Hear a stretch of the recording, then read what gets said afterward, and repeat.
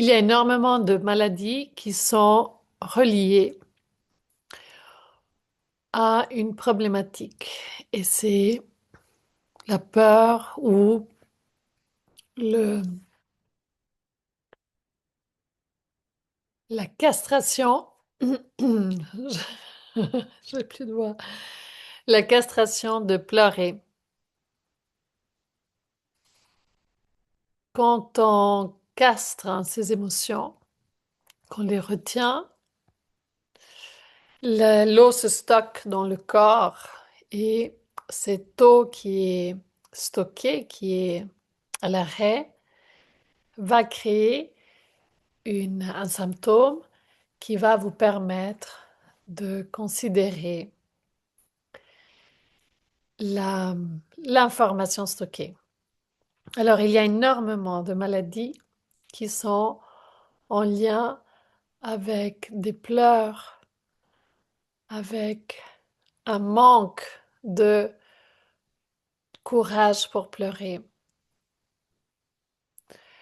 Pleurer vous amène à libérer l'énergie stockée et elle vous amène à une guérison. Quand vous pleurez, il y a toujours une petite partie des larmes qui tombent sur les lèvres et vous buvez ces larmes qui sont l'homéopathie du corps. Elles vous donnent l'information, la fréquence que vous avez besoin de boire pour changer votre réalité. Alors, les maladies sont toujours en lien avec des émotions stockées. Et pleurer vous permet de libérer cette énergie. On est dans une société très masculine qui pense qu'il faut être fort. On ne doit pas être fort. Je vous avais fait une vidéo il y a une semaine à peu près, une semaine et un jour, où je revenais d'un endroit où il y avait eu beaucoup, beaucoup de tristesse, de terreur. Et, et par synchronicité ou par conscience collective, j'avais tout ça en moi. Et je vous avais dit qu'il ne s'agit pas d'être fort. Jamais il faut être fort. Jamais. Et paradoxalement, je vais vous dire l'opposé, c'est pour ça que je rigole. Il faut être fort. Parce que c'est la création de réalité, elle est paradoxale. Donc, on n'est pas fort depuis son énergie vitale. On est fort depuis le lien à l'invisible.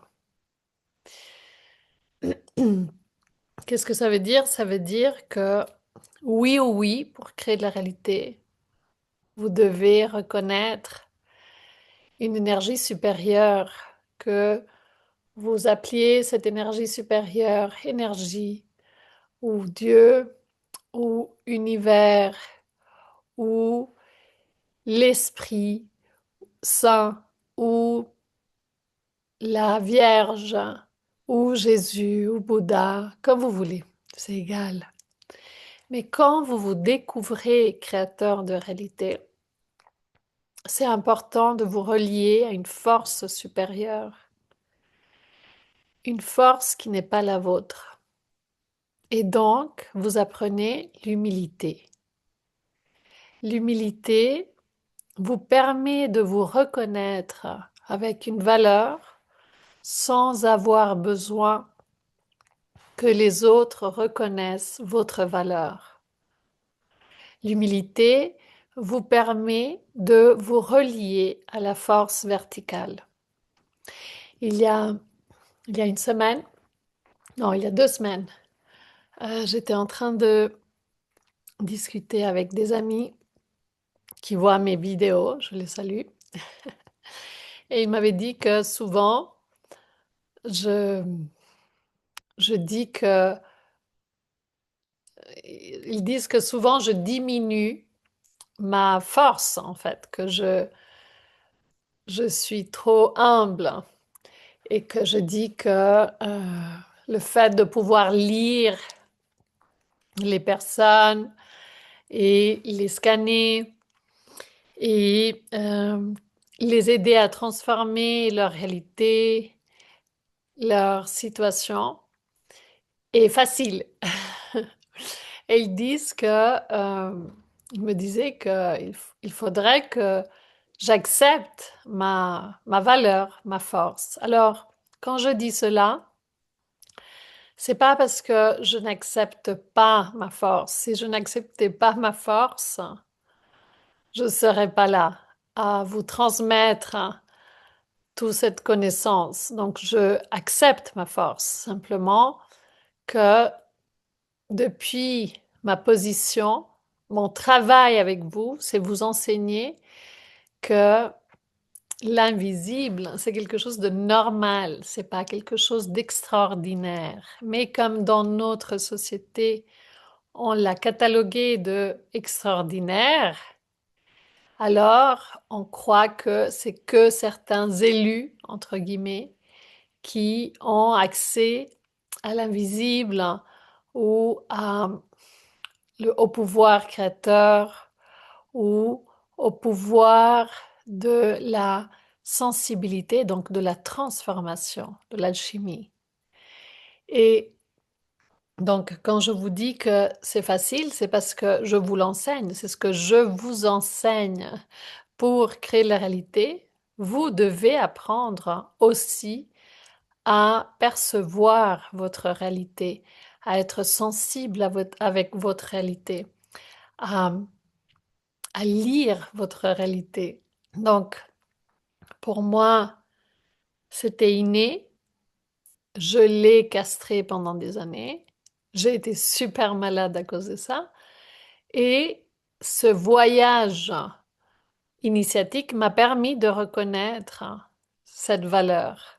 Alors, je reconnais ma valeur, mais je vous enseigne aussi à la reconnaître parce que si vous ne la reconnaissez pas, vous n'allez pas pouvoir créer une réalité différente. Pour créer la réalité, on doit d'abord accepter l'information qui nous est donnée à travers le problème qui s'appelle santé, le problème qui s'appelle relation, manque d'argent, etc., etc. Et grâce à cette réalité et donc à notre récipient, on va pouvoir transformer la réalité. Mais pour cela, il faut cueillir l'information. Alors, je vous aide à l'accueillir, mais quand vous commencez à créer votre propre réalité, vous allez devenir de plus en plus perméable. Et paradoxalement, je vous disais, il faut être perméable, mais imperméable. La force que vous utilisez n'est pas celle de vos reins. La force que vous utilisez n'est pas celle de votre énergie vitale. C'est celle qui vient de l'énergie verticale. Et pour cela, vous devez devenir un contenant.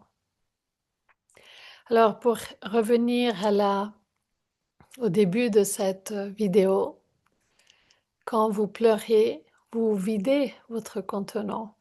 Vous le libérez des émotions qui étaient bloquées et vous permettez à l'énergie de circuler. Donc, n'ayez pas peur de pleurer. Je le dis aussi pour les femmes, paradoxalement. Notre culture est très masculine et on croit que il faut voir toujours le verre à moitié plein, alors que on a besoin de voir le problème pour pouvoir le changer. Donc, on cueille l'information, on la transforme et nous sommes des êtres vivants et on a le droit à avoir des émotions de tristesse, de colère, d'anxiété, de peur. Mais on se donne un temps pour les sentir, un temps. Ça pourrait être un jour, ça pourrait être 3 jours, ça pourrait être un mois. Des fois, c'est une année. Mais il faut déterminer combien de temps vous avez besoin pour sentir. Et ensuite, c'est important de quitter cet état, qui est un état d'expérimentation, qui est un état de profondité. C'est-à-dire, vous allez aller en profondeur à l'intérieur de vous. Mais ensuite, c'est important de quitter cet état et de le transmuter. Alors, tout plein de courage, de beauté, de douceur pour transmuter, pour transformer votre réalité. À tout bientôt.